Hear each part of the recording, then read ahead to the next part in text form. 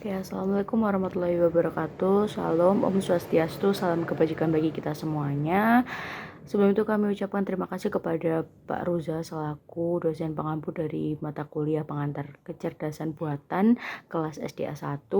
Di sini kami dari kelompok 3 ada Nadila, Amalika, Aura, dan juga Oktaviani akan menyampaikan kasus atau penerapan dari AI in healthcare terutama pada Apple Watch. So, stay tune semuanya.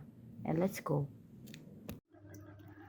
AI in healthcare adalah suatu pengaplikasian mesin learning dan bidang kognitif lainnya pada data medis yang bertujuan untuk meningkatkan efisiensi analisis data yang jumlahnya semakin banyak. Hasil dari analisis tersebut dapat diketahui beberapa informasi baru yang belum diketahui sebelumnya. Ada beberapa aplikasi AI dalam dunia kesehatan. Pertama adalah operasi. Contohnya menggunakan robot AI yang mungkin digunakan dalam mengatasi organ dan jaringan yang sensitif untuk mengurangi pendarahan dan resiko infeksi. Kedua adalah asisten perawatan virtual. Contohnya itu chatbot yang membantu menjawab mengenai obat, meneruskan laporan pasien kepada dokter, dan melakukan penjadwalan kunjungan kapan saja dan di mana saja tanpa harus datang ke rumah sakit langsung. Ketiga, ada administrasi dan alur kerja, yaitu membantu pekerja dalam menyelesaikan tugas administrasi yang memakan banyak waktu.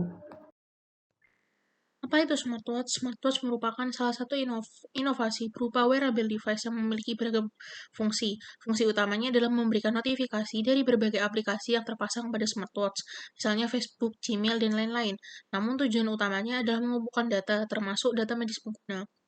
Penelitian menunjukkan bahwa pemantauan detak jantung adalah salah satu data medis yang dapat dikumpulkan smartwatch dari pengguna. Sensor detak jantung yang umum digunakan, seperti pada Apple Watch, menggunakan teknologi fotoplethysmography atau PPG. PPG menggunakan sinar cahaya dan sensor sensitif cahaya pada pergelangan tangan untuk mengukur perubahan volume darah yang terkait dengan denyut perifer.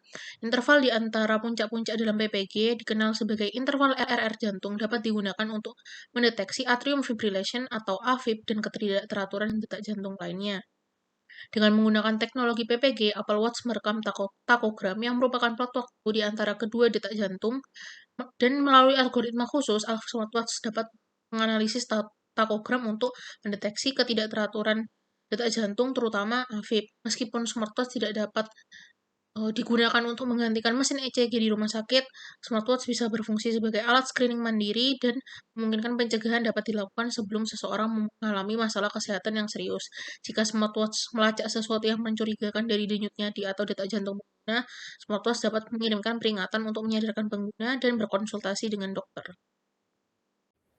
Oke, pembahasan selanjutnya adalah penggunaan AI terutama dalam Apple Watch.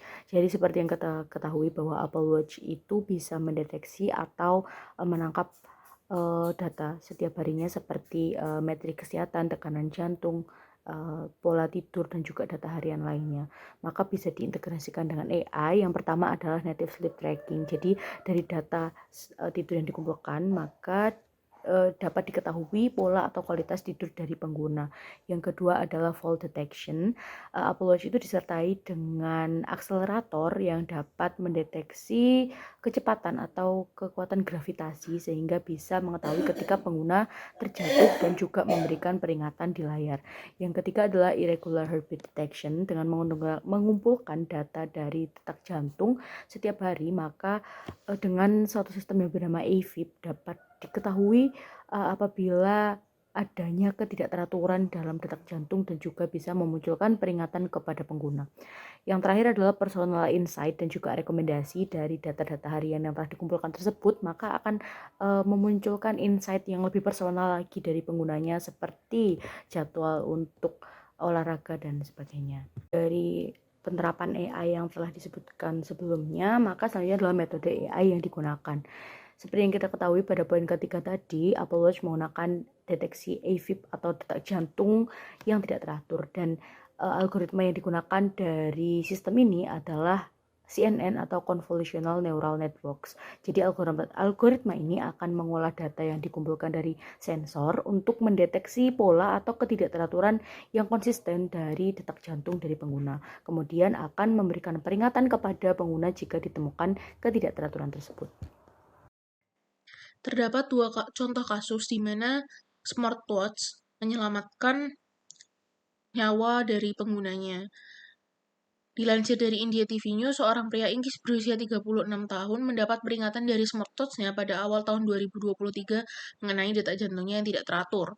Ketika dia memeriksakan diri ke dokter, dia memiliki gangguan jantung yang tidak terdeteksi sebelumnya. Pada bulan Juni di tahun yang sama, seorang wanita berusia 29 tahun di Ohio mendapat peringatan dari smartwatch-nya mengenai detak jantungnya yang meningkat.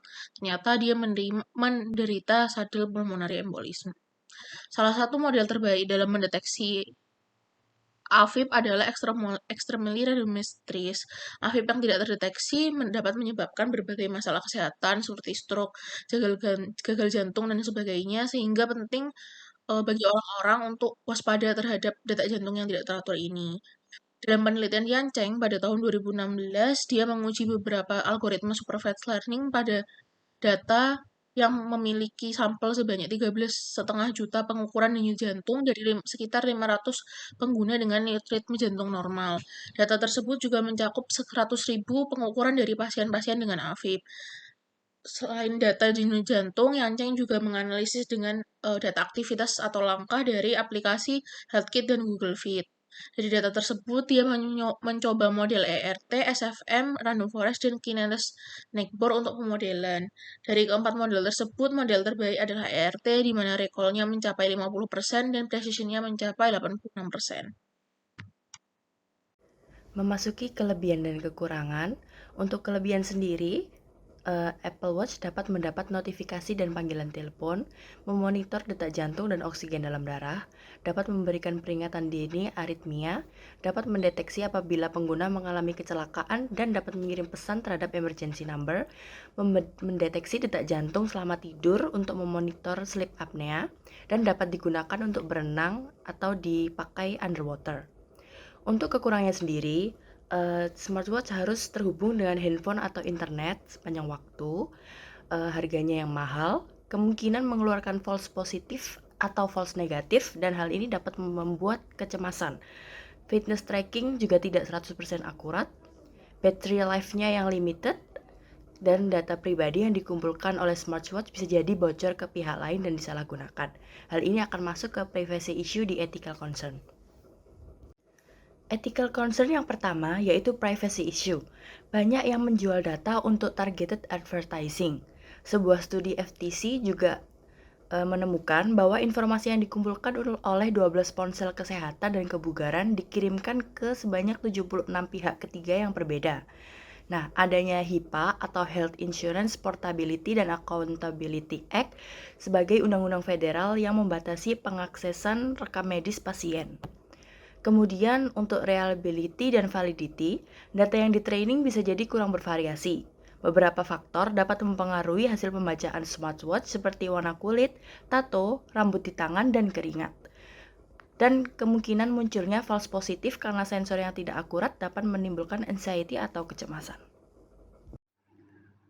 Inovasi AI pada smartwatch di bidang kesehatan adalah suatu hal yang advance. Pendapat kami, beberapa hal masih harus diperhatikan karena AI tidak sepenuhnya dapat menggantikan manusia.